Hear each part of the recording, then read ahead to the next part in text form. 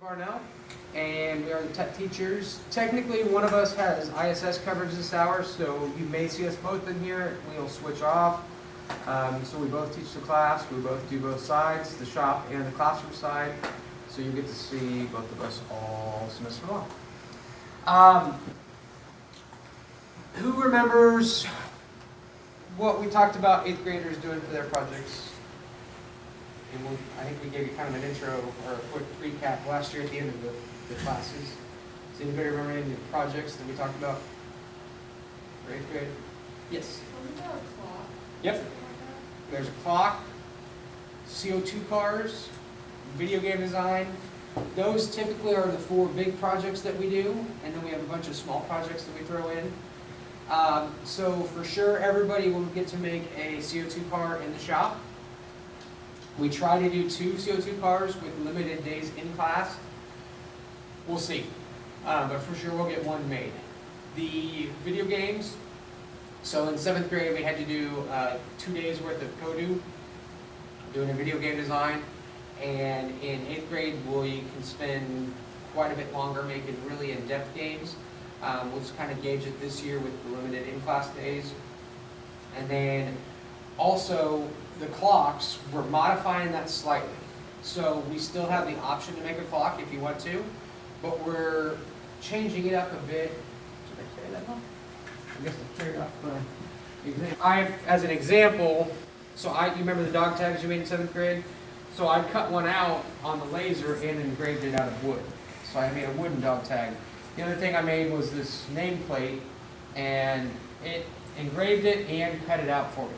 So everybody will get a sheet similar to this, and if you want to turn a big portion of it into a clock, that's fine. We still have all the clock parts, but you can also make 20 or 30 different small things on it. And so we're modifying it slightly in what you can do and giving you a few more options.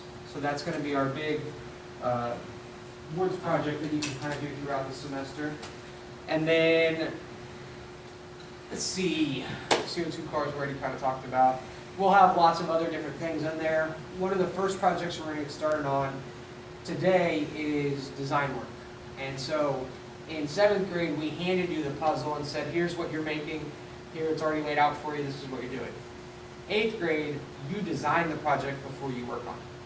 So you figure out what you want it to look like, you do all the work on it, and you make it end up like your design. So we need to get you ready to start creating things digitally on the computer so you can show us what you want to make before we give you the piece of wood. Does that make sense? Okay. To start with, we will be using SketchUp. Has anybody used that before? Okay, so it's a Google program, and it allows you to create 3D models on their software, and so we can create real-life objects, we can create new stuff, whatever you want to make on there. It's pretty limitless. Have you guys seen the house that they built in high school? You drive past it out there coming on 61st, or on Wanamaker, before you turn in. The high school kids go out there and they build a house. It used to be Habitat for Humanity, and I forget what the new company is, but they put kitchen cabinets in there. And so the cabinet design that they have, one of the students created the layout and the design for the cabinets in Google SketchUp. And they use that to this day to create all their cuts and everything. It's all from that Google SketchUp model that they made. So you can get really in-depth with it, or we can keep it pretty simple. So the first thing I need you to do is open a new tab on Chrome.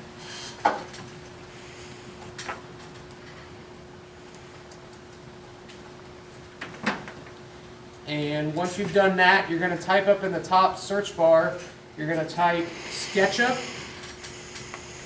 for web, or SketchUp web app. I'm sorry, SketchUp web app. So you should be the very top one. It says SketchUp for web.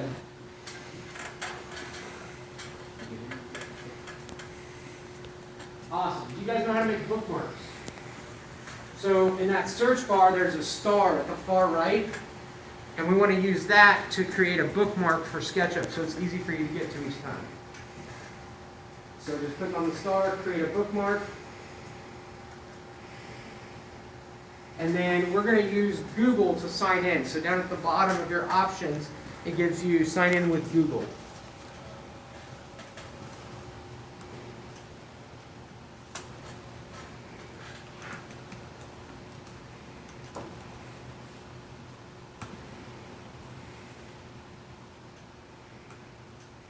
All right, trying to catch up here. It may ask you to agree to the terms, and that's fine. Next option on your screen should be Start Modeling, and that's the one we want to select, Start Modeling. I've already signed in, so mine was a step ahead of yours. Once you click on Start Modeling, you should have a screen with a lady standing in the middle of it. Perfect. So she is on there for scale purposes. If we're building a house on here and the house comes up to her knees, is that proper scale? Probably not. Probably we did inches instead of feet.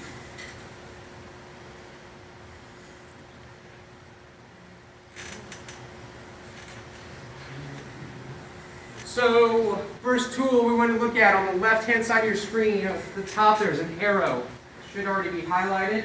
That is the select tool. So what that allows us to do is go on the screen and select objects.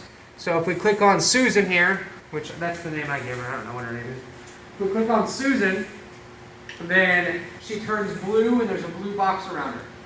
If you created a different object on there or some shape and you click on it, it would do the same thing and turn it blue. That allows you to select certain parts of your project, or if you click and drag and create a box around it, you can select the entire thing.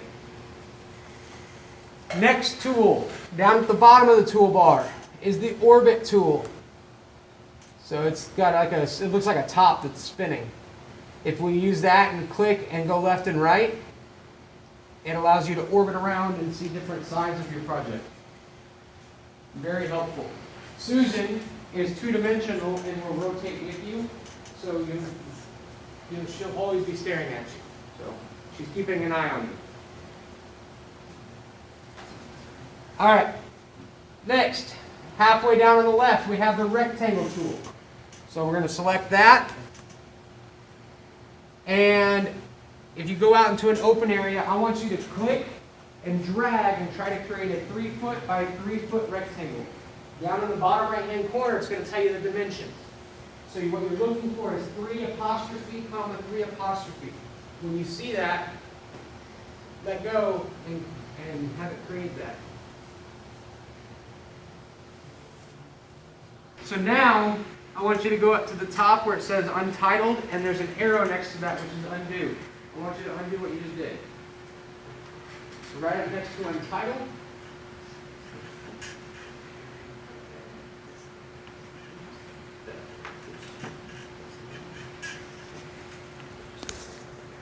And clear out what you put on there.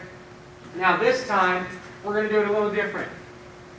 Okay, everybody look over here, watch me. I am going to click and let go. I clicked and let go, and I'm just going to slide it the direction that I want it to create. Notice how it's still the blue box? That means I haven't set it yet. I just clicked and released, and then just drag it the direction I want my rectangle to go.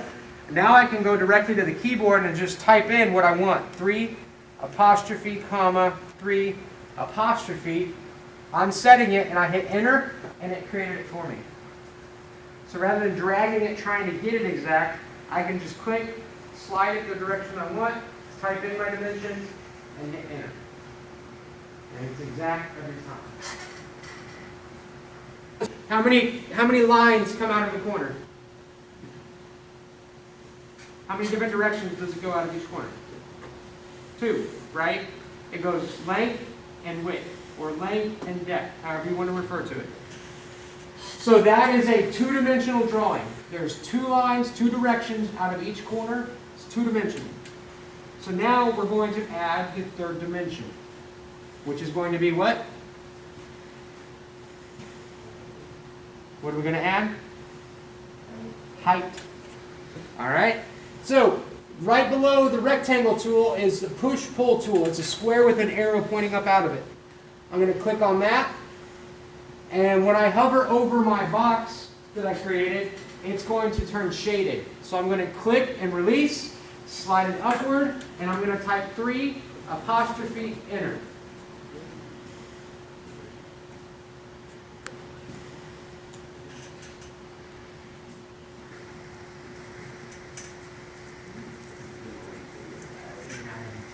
I'm not adding 2 dimensions, I'm only adding 1 dimension, so I only need a 3 apostrophe. When I was doing 2 dimensions earlier, I had to have the comma. Okay? So if I'm just pushing and pulling, I only need 1 measurement. How far do I need it to go? So now, go up to the top where it says Untitled and click on that. Click on Untitled at the top. That is the name of your project, but we're going to save it and change the name. It brings up a SketchUp folder box. Click on that.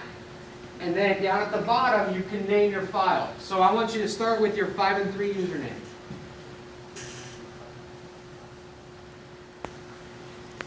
And then after your 5 and 3 username, so the first 5 of your last name, followed by the first 3 of your first name. And then space, and then just do intro. So 5 and 3 username, intro, and then save. And now that's the name that you see up at the top of the screen. Since these are your devices, you can just close the tab. You don't have to log out. If you're ever using one of my classroom computers, make sure you log out though. And then that is it for the intro today. If you did plug your Chromebooks in, make sure you take the chargers with you.